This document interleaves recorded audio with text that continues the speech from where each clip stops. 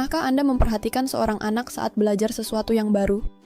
Bagaimana mereka bisa mengenali huruf, mengingat nama benda, atau memahami hal-hal sederhana? Sebenarnya, setiap hari anak-anak sedang melakukan hal yang luar biasa. Mereka tidak hanya bermain, tetapi juga belajar dan membangun pemahaman tentang dunia di dalam pikiran mereka.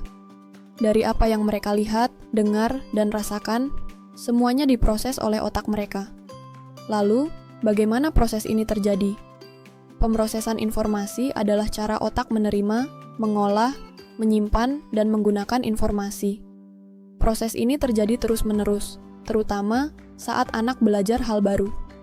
Tahap pertama adalah pengambilan informasi. Anak menyerap informasi dari lingkungan sekitar.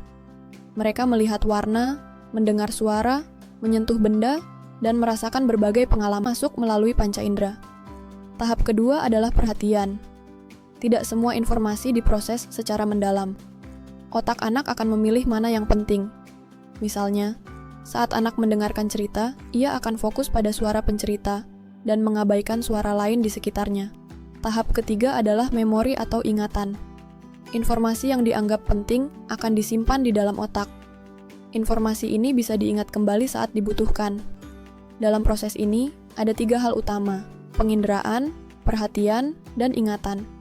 Penginderaan adalah saat anak menerima informasi. Perhatian membantu anak fokus, dan ingatan menyimpan informasi tersebut. Contohnya sederhana. Saat anak belajar huruf A, ia melihat bentuknya, mendengar bunyinya, dan mungkin mengucapkannya. Ini adalah penginderaan. Saat ia mulai fokus pada huruf itu adalah perhatian. Dan saat ia bisa mengingatnya kembali, itu adalah proses ingatan. Itulah mengapa belajar sambil melihat, mendengar, dan melakukan akan lebih efektif.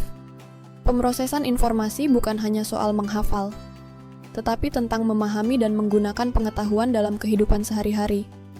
Karena itu, peran orang tua dan guru sangat penting. Gunakan cara belajar yang menyenangkan dan interaktif. Misalnya, saat belajar tentang buah, biarkan anak melihat, memegang, dan mencicipinya.